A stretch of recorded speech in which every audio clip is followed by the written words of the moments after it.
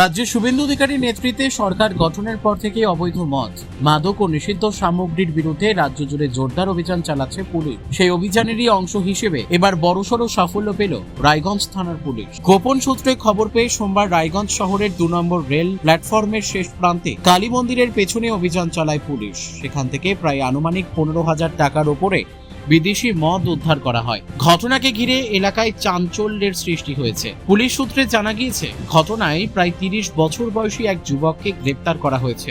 উদ্ধার হওয়া বিদেশি মদ কোথা থেকে আনা হয়েছিল, কার কাছে পৌঁছে দেওয়ার পরিকল্পনা ছিল এবং এর সঙ্গে আর কারা কারা জড়িত রয়েছে তা খতিয়ে দেখতে তদন্ত শুরু করেছে রায়গঞ্জ থানার পুলিশ। পুলিশের প্রাথমিক অনুমান, অবৈধভাবে বিদেশি মদ পাচারের উদ্দেশ্যেই ওই মজুত করা হয়েছিল। গোটা ঘটনার সঙ্গে কোনো বড় চক্র জড়িত রয়েছে কিনা তাও তদন্ত করে দেখা হচ্ছে। অভিযানের ফলে এলাকায় অবৈধ মদ ব্যবসার বিরুদ্ধে পুলিশের করা অবস্থানের বার্তা স্পষ্ট হয়েছে। রায়গঞ্জ থেকে রামকৃষ্ণ দাসের রিপোর্ট, পুলিশ নিউজ।